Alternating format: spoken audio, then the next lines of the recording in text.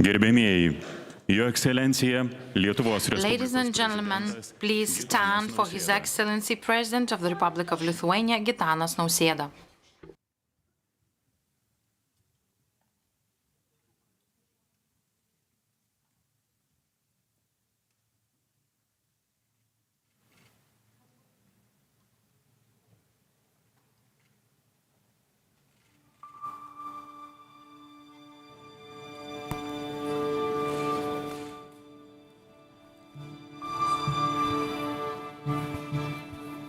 Prašome sėstis.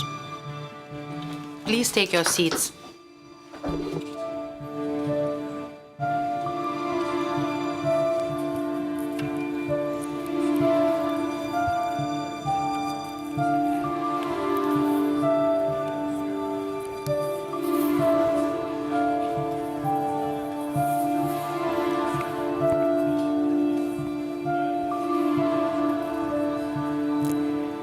Aš sugrįžau. I have returned. Sveika. Sveika, tėvynė. Hello, hello, my homeland. Tavo arimų kvapą štai I užuodžiu. breathe the scent of tilled fields, Banga užtvindė man. so familiar, Tave pasveikint nerandu aš so sacred. Emotion rises like a flood in my chest, but I have no words to greet you. At last, the longed-for day, I'm back. Po šių klaikių, siaubingų. This is the return I dreamt of through countless haunted nights. After endless harrowing odysseys, I walk your soil again, a pilgrim on holy ground. Tolimas atmintyje Can this dream truly be real? Yes, I hear it, the quiet song. iškėlsvos kasos. Niuniuoja vėl mama lopšinė tyliai. Here once I ran barefoot as a child. That memory rises, a dream from long ago. The moon in my eyes, my mother's golden braids, and her lullaby, a whisper in the dusk. Bet nebegrįžtos I have dienos, returned, hello my homeland. But the days will never return. I have returned, hello my homeland. laukų žiedai. Wildflowers of the fields, wind in the grasses. When I wandered the steppes among the tombs and silence, did you long for me too? I have returned my homeland. I have returned to Lithuania. Tėvynė.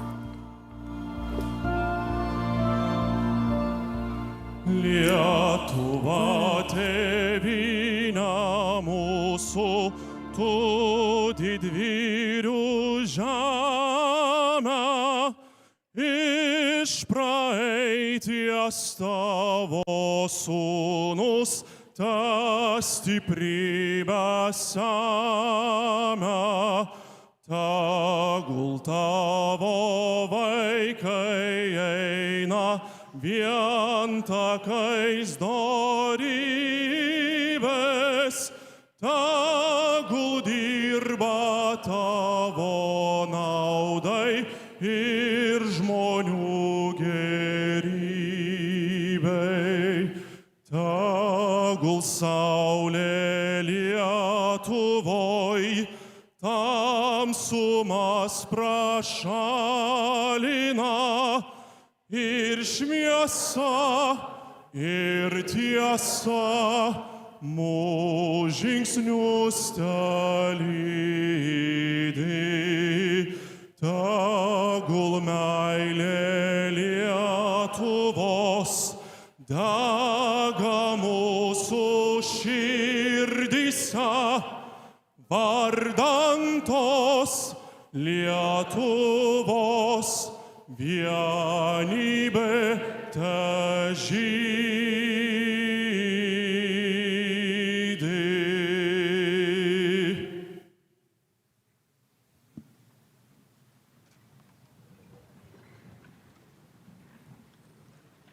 Lietuvos Respublikos Seimo pirmininkas Saulius Mr. Skvernelis. Saulius Skvernelis, Speaker of the Seimas.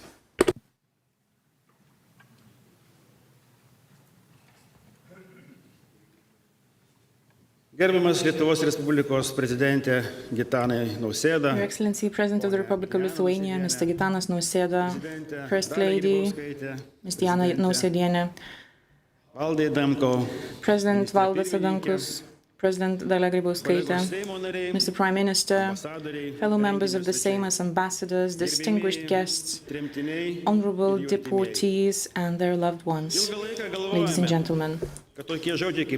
For a long time now, we thought that words like exile, occupation, and aggression were left in the history books.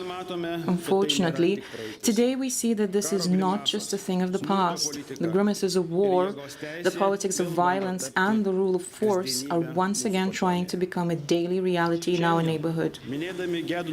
Today, as we are marking the Day of Mourning and Hope, we are reopening one of the darkest pages of our country's history.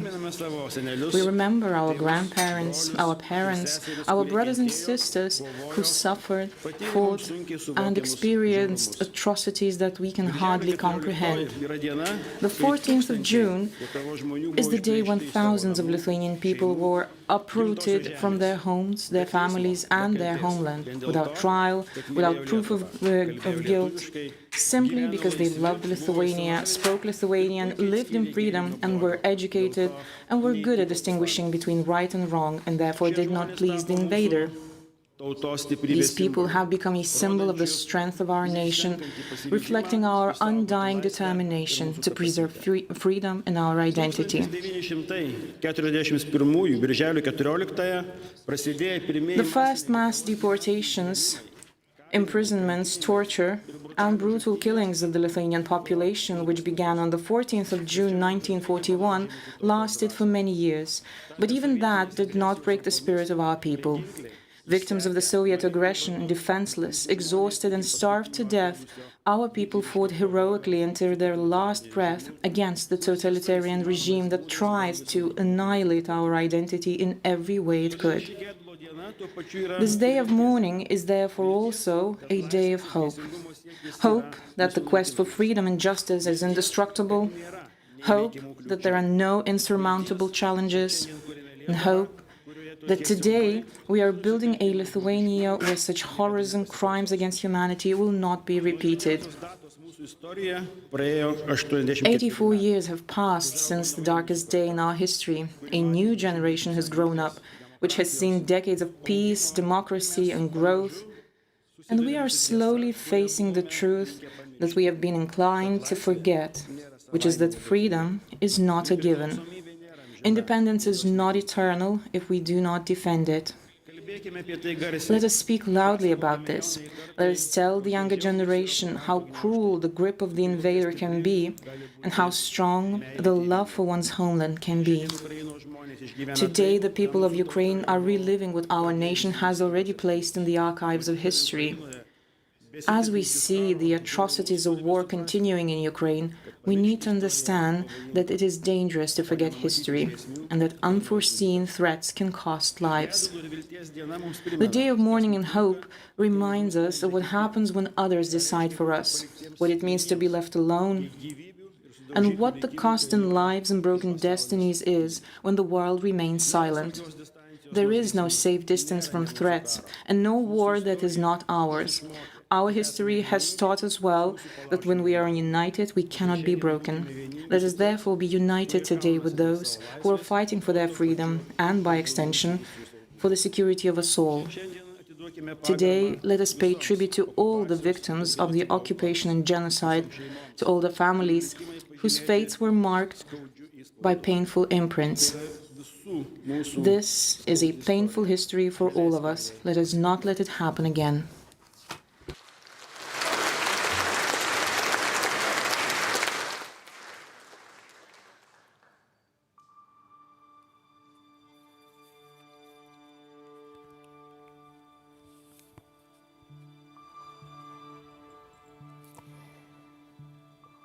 Čia viskas prakeikta.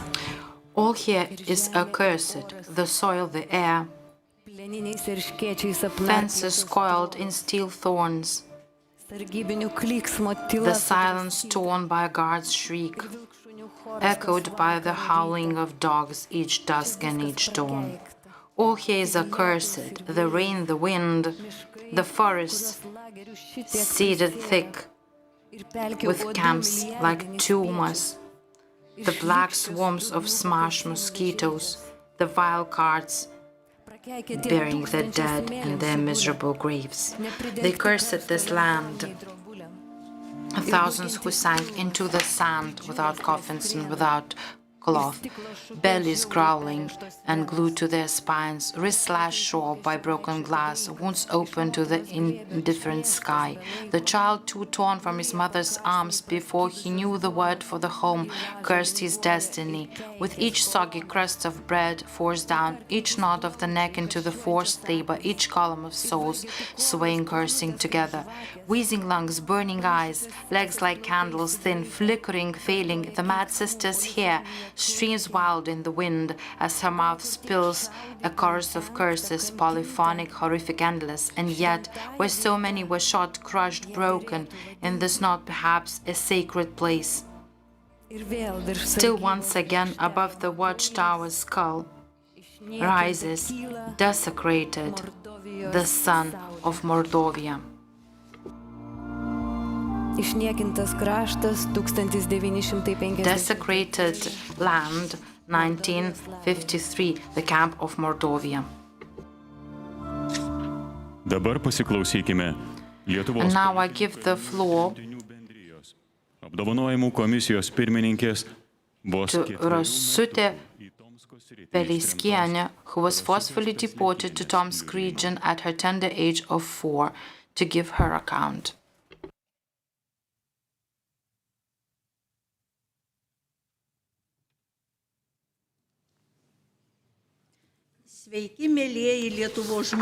Ladies and gentlemen, people of Lithuania, distinguished guests, brothers and sisters in faith, let me first quote an excerpt from the poem Lithuania by Elvyra Valaitienė.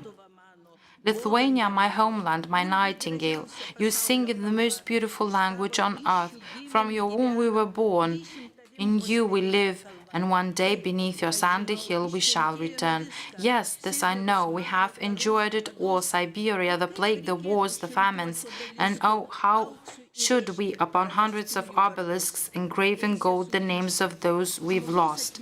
The right to return. Human memory is helpful in getting through the difficult times in life by burying the bad memories in the deepest corners of the mind. Yet the past eventually creeps in and overwhelms us like an avalanche. I'm going back in time to the morning of the 2nd of October 1951. Strangers, soldiers, and exterminators are roaming around the house. My mother and grandmother are crying. A child's heart feels both fear and distress. Armed exterminators bring my grandfather. My mother's brothers and sister Janina came, and my maternal grandmother Bronya came running in tears. They put the whole family in the truck, and the relatives are still trying to follow the truck while in the yard. The houses were left with empty windows looking out at the people being taken away, and the wailing echoed through the empty autumn fields. A lifetime of hard work. Why and for what? There's hardly a family left in Lithuania that has not been touched by painful loss. I sat in that deportation car too, at the age of almost 4, and I was already labeled as an enemy of the people. In the Siberian school, we defended our honor by studying hard, and we could even strike back with a childish fist for being called fascists. I'm thinking now that the morning of October the 2nd was the last morning of many Lithuanian families in their homeland. Our family's fate that morning was included in the thousands of statistical units written down by the commander in the Kremlin and signed by our fellows here in Lithuania. Fellows? Can I call them that? And why we're still unable to free ourselves from the painful legacy of the occupation, as evidenced by the remaining signs we see in our land and in people's minds. I can refer as fellows to those who shared our cattle carriage, a barge, who were discarded on the snow in Siberia or fell trees in the taiga. These were our fellow people. We were inconvenient to the system because we had all the things that could be seized to set up a collective farm: bombs, a threshing floor, houses, shed, a riding hall, agricultural equipment, livestock, cereal. Later, the neighbors told me that it had taken them 2 weeks to transport the property, but the note in the reputation file said that we had a table and a chair. only and not much else. Where did the china, the furniture, the livestock and arms go to? They disappeared and were taken. Yet in Siberia, hard-working people also survived thanks to their hard work, prayer, song, and hope of returning. And now, all four of them lie buried in the Okupacijos cemetery. My grandparents, Jonas and Rosalia, and my parents, Jonas and Ona Chulada. My grandfather Jonas, who had traveled twice to America, was the chief of Žaisli district, a nationalist, a member of the Riflemen's Union. He loved his land and worked on that land. Prisoner deportee, although he had been warned of his deportation, he refused to believe that he would be reported. On the very cold 21st January 1954, far from his homeland, suffering from pneumonia, he said with a deep sigh, "I'm done, I'll never see Lithuania again." He was buried in the Verchniurse cemetery. 36 later, I, Rasutė Peslekienė, and my sister Onutė Ulozienė took my grandfather's remains and brought them back and buried in the Okupacijos cemetery. It was the most important journey of my life to bring my grandfather's remains here to my own land, so that on All Souls' Day we could light a candle on his grave. The grandmother Rosalia was also put to rest nearby. She grew up pretty, hardworking, and married an emigrant to America who had come back. They left for America together again. They lived in Boston and worked in a spinning factory 6 hours a day. As they came to Lithuania to visit their family, World War I broke out and they were not allowed to leave. My grandmother died on the 16th of February 1969. She had only enjoyed her life back in Lithuania for 12 years. Before her death, although she could hardly speak, she whispered that though she had traveled Germany, England, America, and Siberia, she finally ended up in Lithuania, and that here her bones would rest. My mother was born in 1923 and was the eldest child in the large family of Bronė and Kazys Malonavičius. In 1944, she married Jonas Chulada, a young man from her village. The war came and the hard post-war years. Her husband Jonas and her father-in-law were arrested. She would bring them food to the prisons in Ukmergė, Trakai, Vilnius, and Lukiškės, mostly on foot.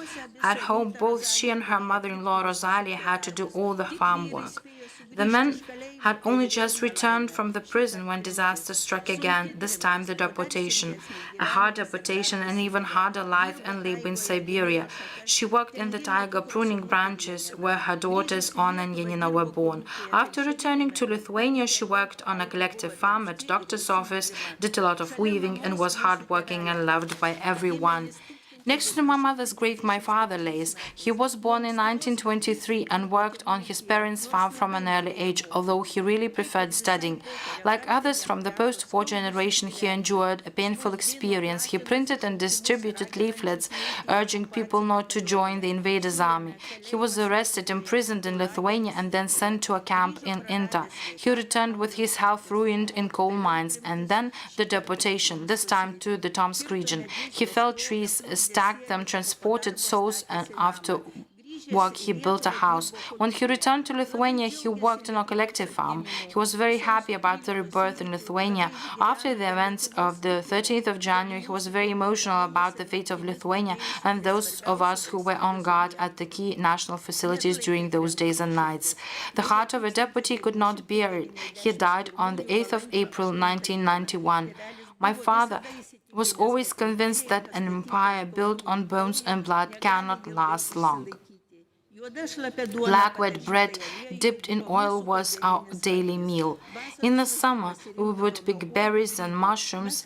We children didn't have time to be idle. We had to help with digging, weeding, and watering the gardens and preparing hay for the winter, because we had bought a cow on credit. On the midsummer night of 1957, when my sister Janina was born, a Ukrainian man returned from the center of the district, having walked 40 kilometers to and back. He came and told us that he had the papers and we were free. My little sister cried when she was born. My mother and grandmother cried too, with joy and uncertainty. There's no home in Lithuania, but there are relatives and homeland. So many times had we dreamt of returning. right of return, and who dared to humiliate and dishonor the innocent, to take away their property, their homes, their lands, to condemn the elderly, the newborn babies, the children to ignorance and suffering, to starvation in a foreign land, wish to blame that my sisters had the inscription born in Siberia as a label of guilt, who will restore my right to a peaceful childhood in my homeland. I must have felt like a criminal all those years before the revival. Who can explain to me how I became an enemy of the people at the age of 4? Could the gentleman who referred to our deportation from high platforms as our voluntary departure from Lithuania? Can you please explain it to me? Why do the bones of our Lithuanian children scattered all over Siberia lie hidden under the railway sleepers, flooded under the water of dam rivers, lie bare on the sands of Kazakhstan, washed into the sea in the Lena Delta? There is already a temptation to forget the history lesson and say we suffered hardships in Lithuania too. Yes, it was hard, but it was your own land. These were your own fellow people. For some reason, nobody wanted to go to Siberia on a voluntary basis. Even now, my heart is still frozen. Even now, at my old age, the oppressive past tends to come back. Even now, the cattle wagons and the sound of their rattling wheels bring back the memories of those terrible days of despair and the dream of returning to the homeland. P.S. I would like to call on you to be responsible and vigilant, not to believe in empty promises and pretend victims. Do not trust those who wander around in foreign lands and undermine their homeland. We're all responsible for it, because our homeland is the only one. Let us not sell it down the river or betray it. Only in unity can we protect and defend it, our Lithuania.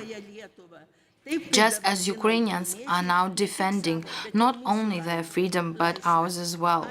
I thank them and all of Ukraine. I'm also grateful to those people of Lithuania who recognize this and are helping and supporting Ukraine. Thank you. I wish you good health.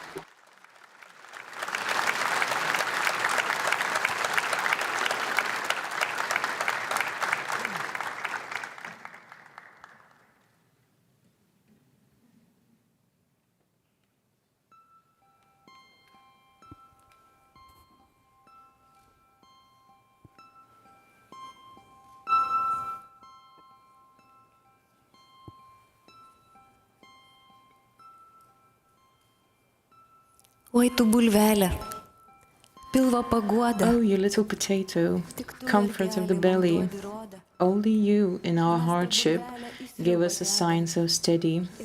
We toss you, potato, into the soup so warm, and eat you with delight, like chocolate you charm. Oh, you little potato, comfort beyond measure.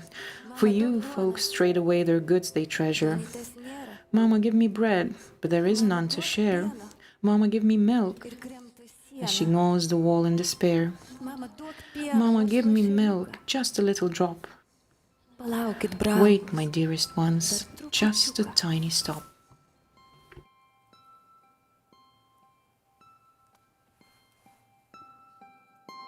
Pušų viršūnėse rudens naktis sustojo. Man uždengė akis delnais juodais. Ko gąsdini mane, kokie pavojai į mano miestą bundantį ateis. Ko gąsdini mane, kokie pavojai į mano miestą bundantį ateis. Išsaugoti reik rudens begarsę tylumą. Be bombų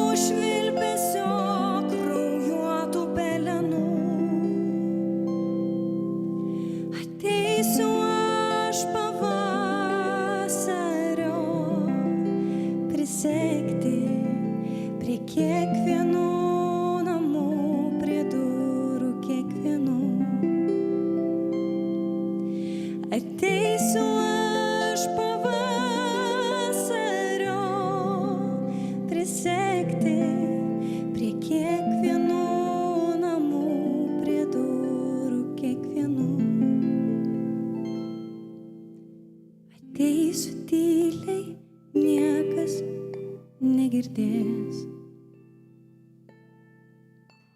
Ramiai, ramiai, lyg šaltas gatvių vėjas, lyg plastanti plevenimą, kregždės ant slenkščio žodį virpantį pandėjus. Lyg plastanti plevenimą, kregždės ant slenkščio žodį virpantį pandėjus. Pušų viršūnėse rudens naktis sustojo. Man uždengė akis delnais juodais. Ko gąsdini mane, kokie pavojai į mano miestą bundantį ateis. Ko gąsdini mane, kokie pavojai į mano miestą bundantį ateis. Pušų viršūnėse rudens naktis sustojo.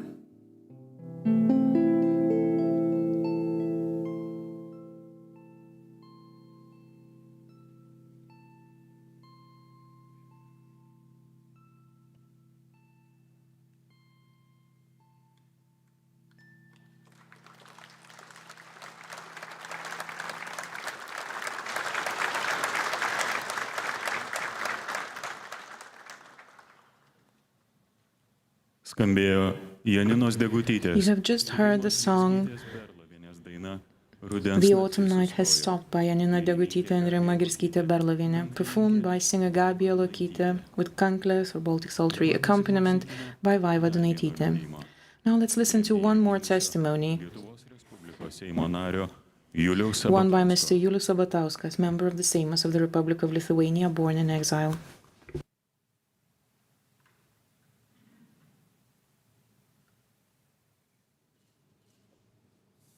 Gerbiami Lietuvos žmonės, Dear people of Lithuania, political prisoners, deportees, prezidentė Gitanai Nausėda, Your Excellency President Nausėda, Valdai Adamkus, President Valdas Adamkus, prezidentė Dalia Grybauskaitė, President Dalia Grybauskaitė, Seimo pirmininkė, Speaker of the Seimas, Mr. Prime Minister, gerbiami kolegos, dear colleagues, svečiai. distinguished guests. Birželio 14 The 14th of June is a day when pain and hope collide in the memory of our nation.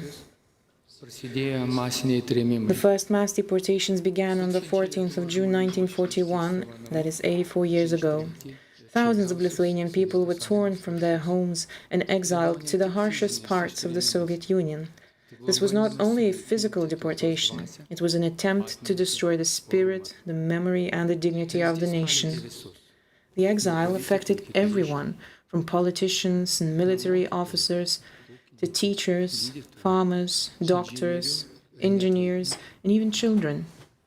Palietė visus sluoksnius, valstybės tarnautojus, All of the layers of society have been affected. sąrašus Civil pateko servants, visų partijų atstovai. large farmers, representatives of all parties, from the nationalists to the social democrats, were on the list of the deportees to be. My family story is one of many. Buvo ištremti 41 metais. My parents were exiled in 1941. They were only 10 years old Su savo tėvais, when they were taken with their grandparents kitais artimais and other relatives į Komi Respubliką. to the Komi Republic, Slabaskorėt kaimą. more precisely to the village of Slobodotskoy raid Žiemą near teko Syktyvkar. žieminėse. During the first winter, they had to spend it in a dugout shelter, which they had to dig and build themselves.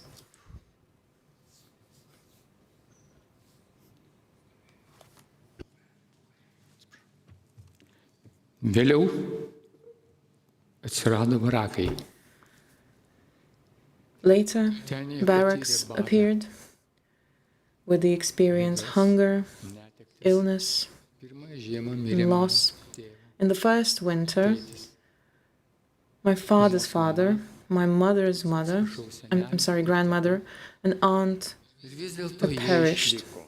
Jie And troško yet, grįžti ir they grįžo į survived. Lietuvą. They wanted to return to Lithuania, and so they did in 1946. They did that illegally by escaping without documents, without any permits, on barges, by trains, and on foot.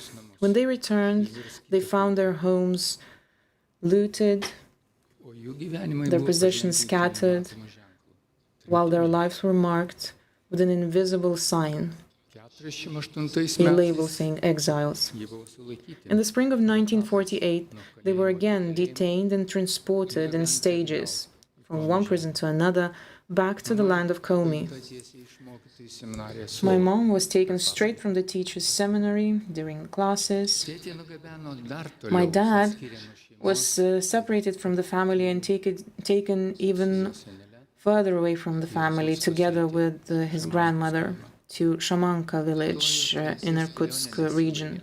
And this was not the end of his journey of exile. A few months later, he was taken even further away,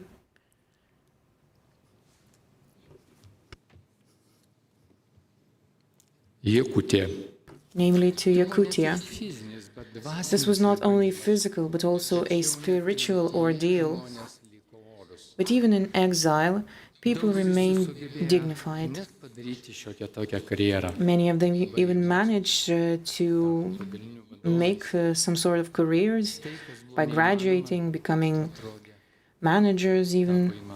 And what was impossible, what seemed impossible in Lithuania, was somehow possible in exile. And this was a testimony to their diligence, intelligence, and human strength.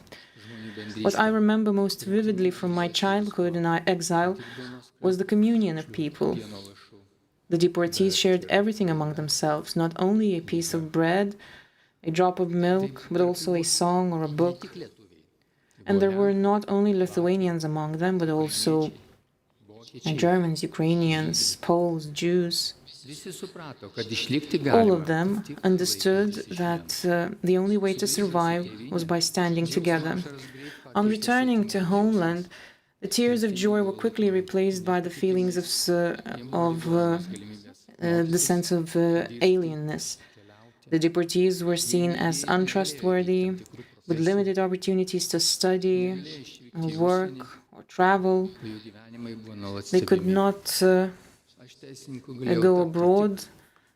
They were constantly monitored. priklausoma I myself could become a lawyer only after the restoration of independence.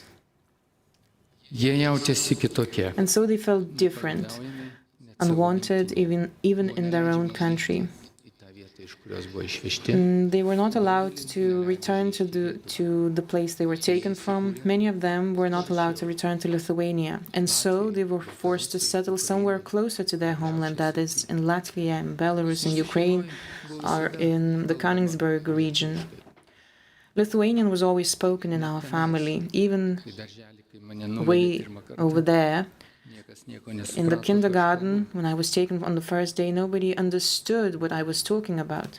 Tad grįžus, nuėjom su mama į mokyklą. So after returning, my mother took me to a school so that I could graduate from 4th grade. I was given the course books Slibizavoja, kaip pirmokas antroji metų. to try and read the text. And I was told that I was finding it difficult to read, so I should attend the earlier years of school. And then my mother, without even thinking, just said, "We didn't come back to Lithuania to go back to a Russian school." After 22 years, I had the opportunity to visit Syktyvkar with my brother, with my mother. It was a delegation of 7 people. During that visit, we managed to erect a monument dedicated to the columns of the Gediminids during that visit. It was a monument erected in honor of the deportees of 1941, and it bears an inscription in 3 languages, Lithuanian, Komi, and Russian. The monument is still visited to this day in Russia, and hopefully it will prevail there, even though I tend to hear many barbaric things being done to similar places. While visiting Kazakhstan, where several thousand Lithuanians lived, I experienced how our memory was kept alive even in the most distant of corners of the world. These were people with different fates, victims of Stalin's repression, Soviet-era workers, former soldiers. Quite a few are members of mixed families, the 3rd or 4th generation of them living there. Some of them no longer spoke Lithuanian. This year, as I visited Karaganda and the representation of Lithuanians, there was only one man called Vytautas who spoke Lithuanian. Unfortunately, due to poor health, he's being sheltered in that facility, and he is being cared for by Vitalijus Tvarionas, the honorary consul of Lithuania in Karaganda, and the host of the facility. But he is also taking care of the commemoration of the political prisoners in Karlag. He contributes to the erection of numerous monuments to the deportees. This year, one is being built in Tajikия.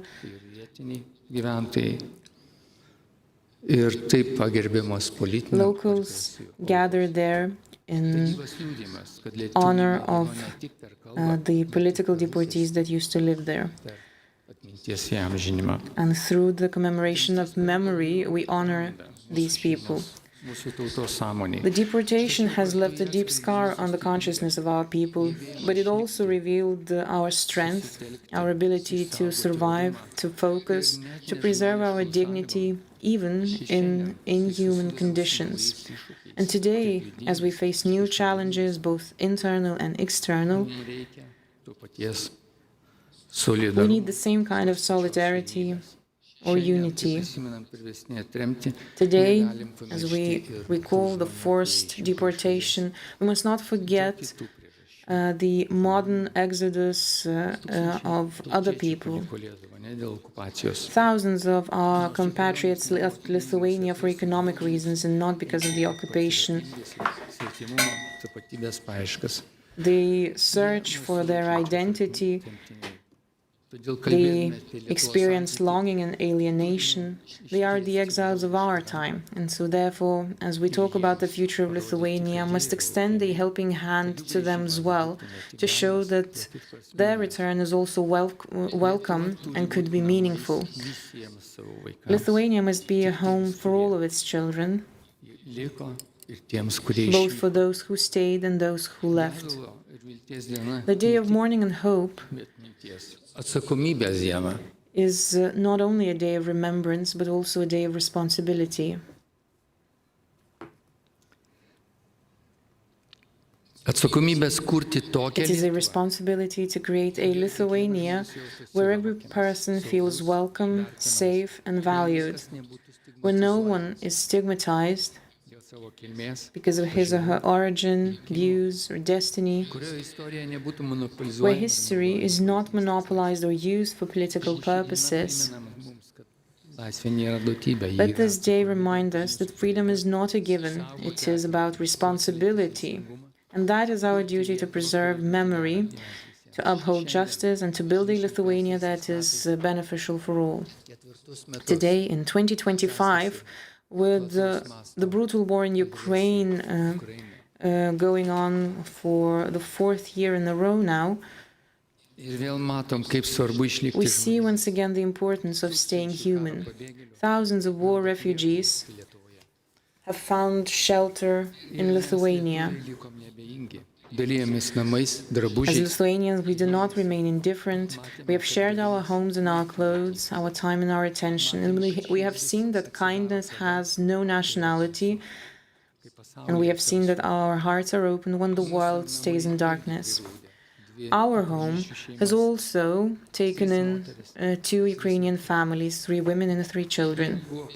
They have been refugees since 2014. Jie paliko savo namus They Luhanske. left their home in Luhansk and moved to Zaporizhia. Matydami, kas vykstame, iš Zaporižės atvyko čia į Lietuvą. Seeing what is happening there, they came to Lithuania. Tai ne As we abstrakti witness sąvoka. what is happening in Ukraine, we are becoming even more aware of how fragile freedom is. It is not an abstract concept or just a historical past. It is the reality of today. Every day, Ukrainian cities are being shelled, civilians are being killed, families are being separated, just as our compatriots, deportees, mother and children in the hard labor camps were once separated. At the same time, we're also witnessing extraordinary courage of people. We see a people who stand up to brutality with hope in their hearts. And that is incredibly close to us. Our history has taught us that even in the face of the worst violence, it is possible to remain dignified. And today, Ukrainians are proving that to the rest of the world. It is therefore our duty not only to remember our deportees, but also to stand with those who are now fighting for their right to live in freedom, and not only with words, but with our deeds as well, both by helping refugees here in Lithuania and by supporting them on the international stage, and by simply remembering that freedom is never a given. As we stand on the threshold of historical memory, our hearts must be open not only to the past, but also to the present. And when we reach out to another person, whether a deportee or a child fleeing the war, we are creating the kind of Lithuania that those who were exiled once dreamed of. And they dreamed of a fairer, more sensitive, more alive country, one where history is not just a burden of the past, but the foundation of the future.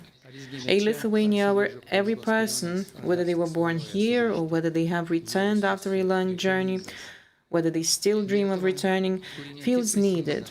A Lithuania that not only remembers its deportees, but also learns from their stories how to survive with dignity, even in the most difficult of circumstances.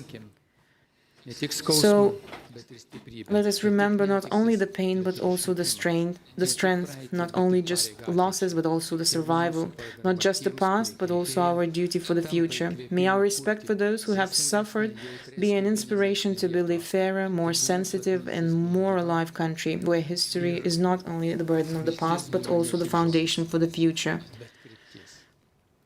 Ir tegu valstybė būna tokia, Where hope sets the direction for further development. o tik švęsti laisvę, And orumą, hopefully we will be celebrating dignity and memory in the future on days like this. Let unity blossom.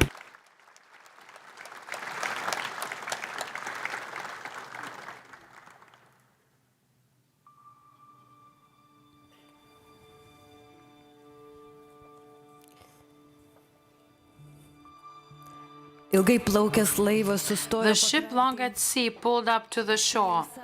They herded us out. Here, they say, you will live. But where can one live? In a wasteland of nothing. This was an island of permafrost and silence. Why did we drift so long to this place? We stood at the shore, wiping our tears, watching the ship disappear into the distance, and with it any hope of return. We had to begin building the barracks. Logs piled on shore meant for a new home. The first order carried them up the hill, but they sent men to fish the Lena. Though the women could barely drag their legs from hunger, they hauled the logs up the frozen ridge. Before the walls could rise, winter descended. A blizzard swept in, with a wind from the pole. A small oil lamp burns, but it is still dark. We have no strength left to live, and we are afraid to die. Where did those monstrous time come from? Here, the old perish, and so do the children. Save us, O God. We kneel before you, with lips frozen stiff in our silent prayers. If we return to our homeland, we will kiss the earth and give her what remains of our souls. Island of Suffering, Titari Island, Lena Delta, 1942.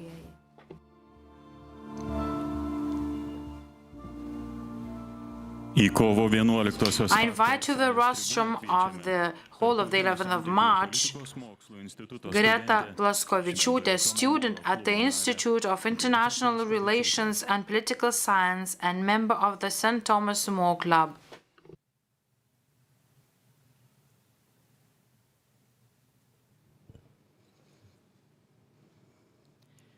Ladies and gentlemen, participants of the commemoration, today I stand before you as a young person and as a member of the Catholic Youth Organization.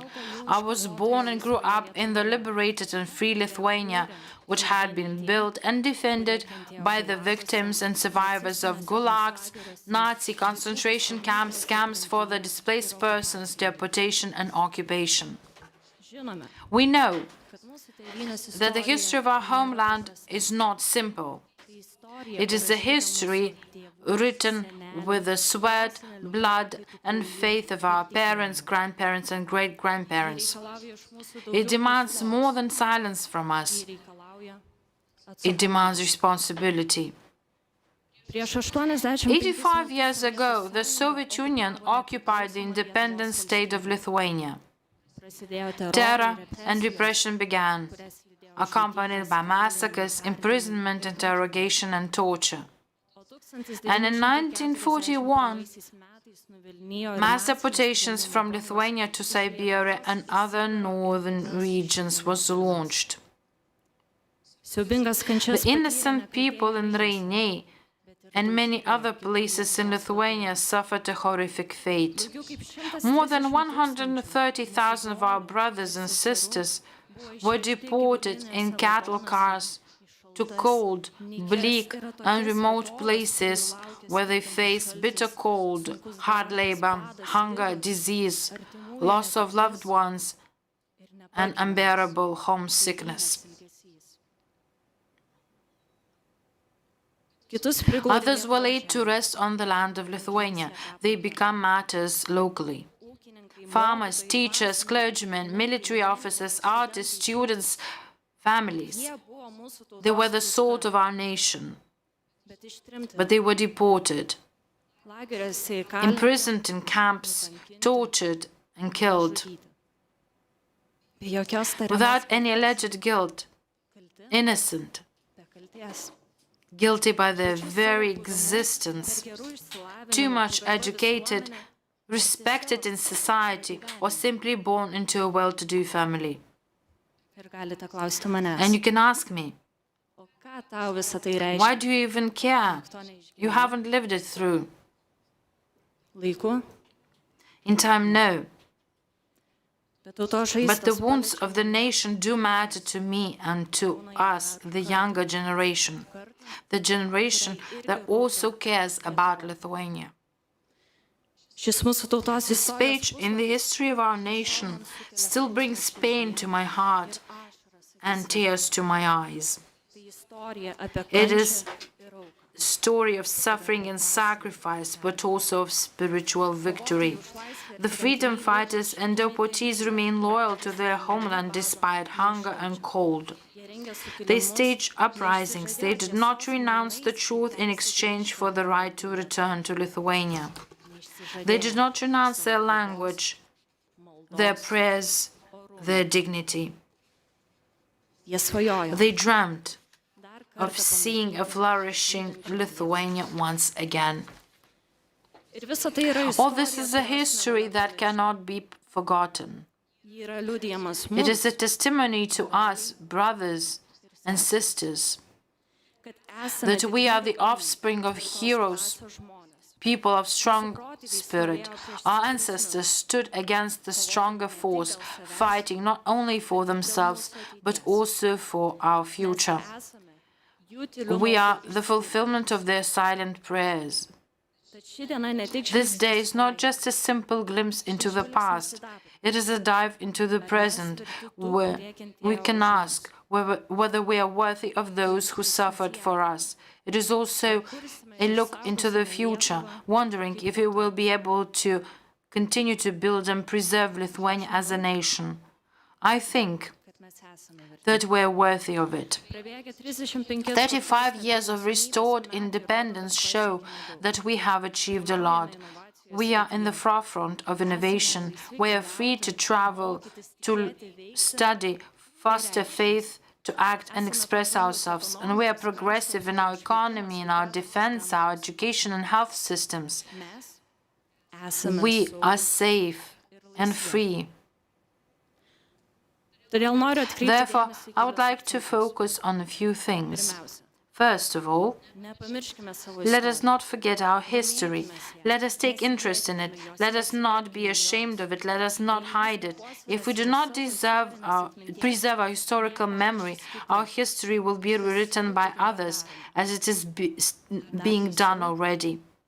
It is even worse when we serve as an accessories for that.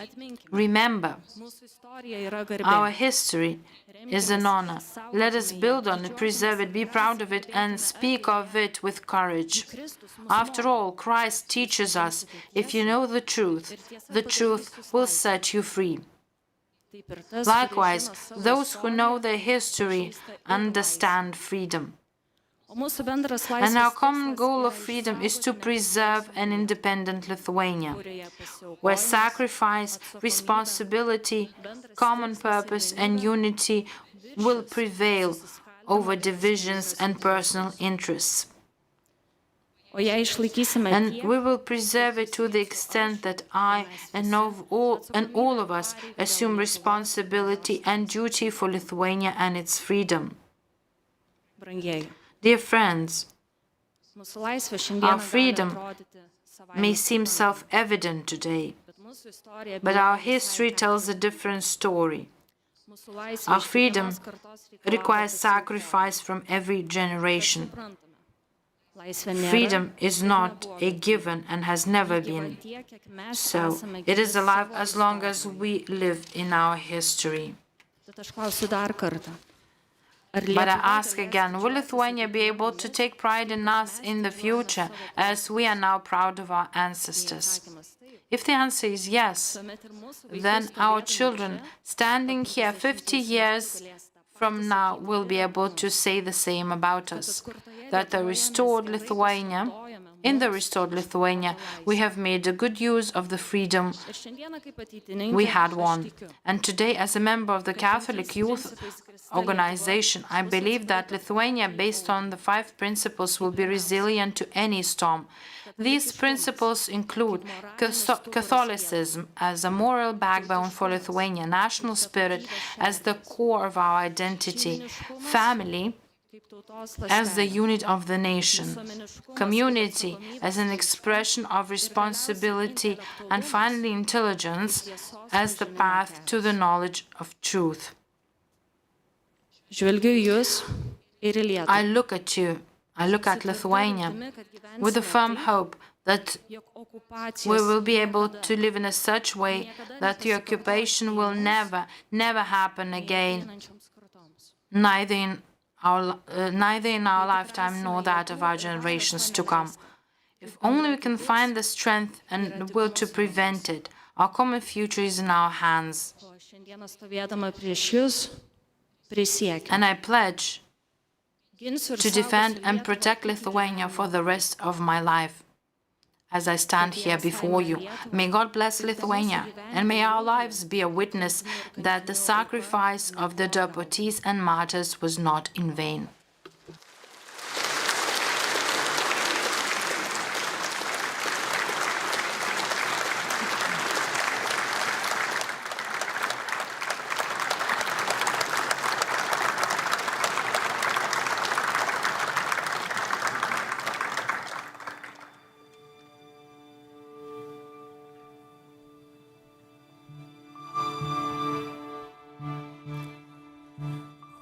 mamai. Bet vaikystė, ji buvo graži. Dedicated to mother. But childhood, it was beautiful. Icy fish and nights, the radiant auroras of gods, long evenings of silence, braids frozen to the pillow like those of a snow-white princess, and someone is breathing smoothly, deeply, right next to you, not yet dead, caressing you with the palm of the hand, and it's quiet again. Only feet frozen in ice, only braids frozen in ice, only people turning into ice seem like in a fairy tale. Only your voice is that of home, where it's summer already, with apple trees, apples, such round red fruit, already ripening. If you set sail on an ice floe, if you cross the cold sea, you will reach the other side, your homeland. People didn't just die, they'd sail back home. A beautiful fairy tale it was. Tales of exile from Parents' Stories, 2004, Vilnius. Aktorė, režisierė, poetė Birutė Mar. Actress, director and poet, Ms. Birutė Mar. Dėkinga, kad esu šiandien pakviesta tarti žodį. I'm grateful for the invitation to say a few words from myself today. Before that, I read poems by deportees, namely Juozas Butkevičius, Izabelė Baublytė-Balčiūnienė, and Vytenis Grabauskas, written in distant Siberia, in the steppes of Kazakhstan, in the hard labor camps of Mordovia, and on the icy islands of the Laptev Sea. The last verses were my own, written while listening to my parents' stories about their childhood in exile. My parents were also deportees of the Laptev Sea Islands, exiled on that fateful day of the 14th of June 1941. They were deported as children, as many were, and fate destined them to grow up together in a single yurt on a Titari island, the northernmost point of exile for Lithuanians. Based on my parents' childhood memories and the stories of other deportees, I have created a play called Children of Ice, whose heroine is a 4-year-old girl like my mother, Jūratė Vaičiūnaitė, who travels by train into the unknown. I was particularly touched by her memory of when on a train carrying many Lithuanians to the east, and the girl had clearly no idea where they were being taken to, one of the little pom-poms on her dress broke off while she was playing and accidentally landed on the train tracks. She cried so much for that pom-pom, and then she kept dreaming of going back one day and finding it. When my mother told me the story, I immediately thought of that child's lost pom-pom on the train tracks as an infinitely fragile and painful metaphor, as if it represented the fate of the whole of Lithuania at that time. And on that train, as my mother told me, seeing so many overcrowded carriages going into one direction, people did think that all of Lithuania was being taken away. I end the play Children of Ice with my mother's words that have stuck with me, spoken many years later. When at my parents' golden wedding anniversary, the priest blessing them in the church asked, "And what made you both so beautiful?" My mother replied instantly, "Siberia. We are children of Siberia after all." My mother is in heaven already, but her infinite strength is still close by. And every time I experience the play, I draw strength from all those people whose fragments of life and memories I have brought together in a play. I think that my parents, who were still children at the time, who did not yet understand what is evil or good, were not the ones who got who got to experience the toughest share of life at that time. Rather, it was my grandparents, who were teachers, who were deported at an older age, whose youth was spent in independent Lithuania, who were working and building that independent Lithuania. Both of them were teachers in the schools of Okupacijos district, and my grandfather, Klemensas Vaičiūnas, was a school principal and was at that time building a new school in Šeduva. According to my mother, the generation of her parents, the people of the independence period, was different. Their values were different, she said. It was honesty, dignity. The light of the village was how teachers were referred to back then. In other words, the intelligence of the village. And not for nothing, of course. They were among the first to be exiled so as not to enlighten others. Šeimos po 22 metų, 1963 sugrįžo, aišku, ne visi. Tėtis dar 3 metus praleido rusų kariuomeniai povandeniniam laive prie Sachalino. Ir jo žodžiai, grįžęs tėvynėn, išlipęs iš traukinio. That is why they, the light bearers, could not understand what they were being deported for. That's why they didn't run away. They believed that they were innocent and that they would return soon. And they returned to Lithuania 22 years later, in 1963. Not all of them, though. Dad spent another 3 years in the Russian army on a submarine off Sakhalin. When I returned to my homeland, he said, when I got off the train, I knelt down, grabbed a handful of the Lithuanian soil and couldn't hold back the tears. I remember what a miracle the 1990s, the year of independence, was for my parents. It was finally meant a full life for them.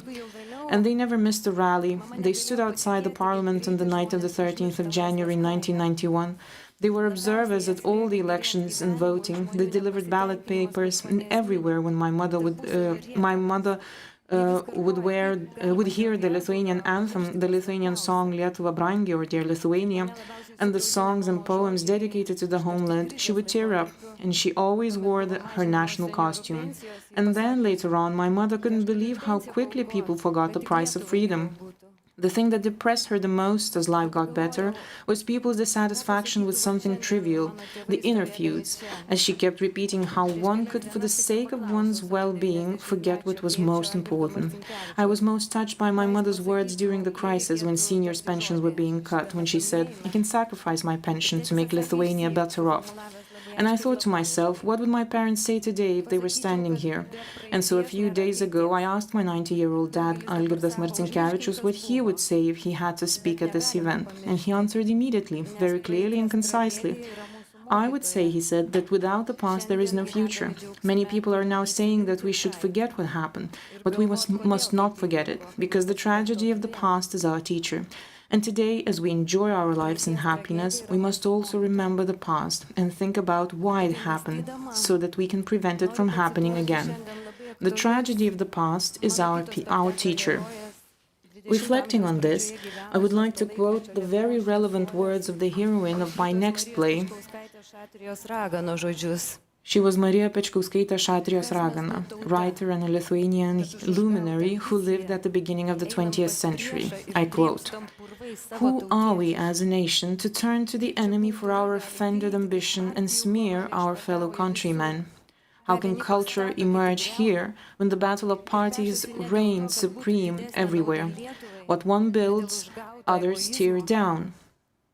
They are fighting not for the greater good of Lithuania, but for the sake of their hurt egos. Never mind when outsiders sought their own benefit, since we knew that oppressors did exist. But when we ourselves are driven by a single thought, namely how to take the biggest bite of the cake that is the state, it breaks my heart. I know there are patriots and there are genuine Christians out there. Otherwise everything would fall apart here. But why there are so few of them?" End of quote. And this was written more than 100 years ago. Let us remember these words both today as we mark the 14th of June in this house and every day, because today we are more vulnerable than ever. It's a scary thought that a little pom-pom from a child's dress could end up on the train tracks again. We are only strong when we are united. Unity was what helped Lithuanians survive both in the hard labor camps and in exile. Let us not forget that the most important of values, which is freedom, a free Lithuania. And that is a wonder, as those who know the price of freedom do not forget that for a moment. The tragedy of the past is our teacher. Thank you to all the deportees and political prisoners, and to those present in this hall that I can see here, whose strength, unity, and courage led us to freedom. And I will repeat myself again. Thank you to Ukraine, from which we now draw strength and which today defends our freedom too. Thank you.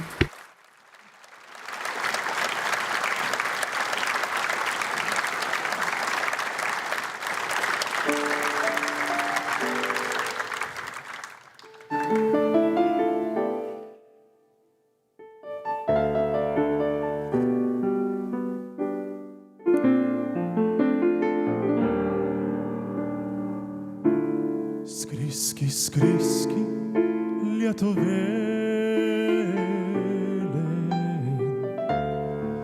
tu gandrelį, gandrelį baltas, ten į aukštą drebulėlę, lizdas tau įkeltas. Ten į aukštą drebulėlę, lizdas tau įkeltas.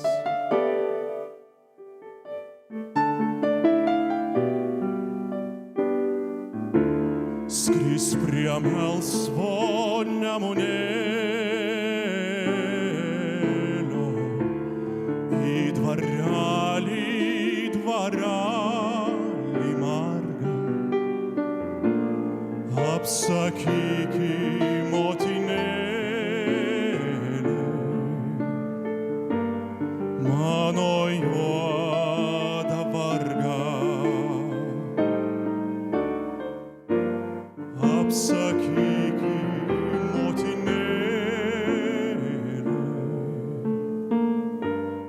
mano juodą vargą.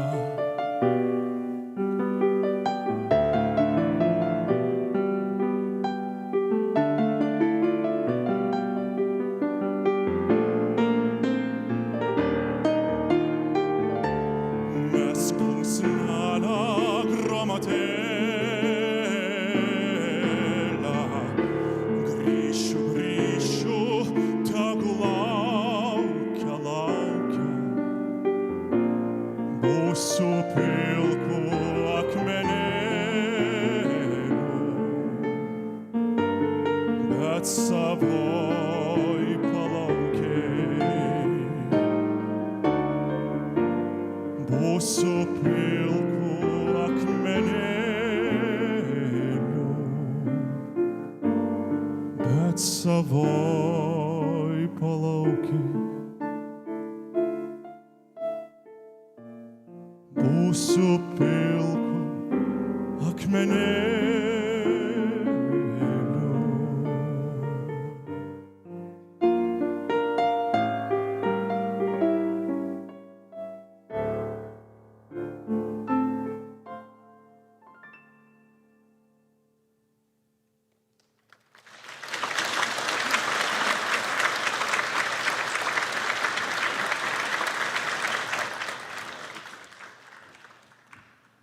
Skriski, skriski lietuvėlėn. Fly, fly to dear Lithuania, a song of skulls from the musical Nine Wretches by Giedrius Kuprevičius. Lyrics by Kazys Soja, solo performed by Laimonas Bandaravičius. Ugnius Danavičius was piano. Thank you all. Ladies and gentlemen, we now kindly invite you to proceed to Independence Square, where the national flag hoisting ceremony will take place at 12 noon.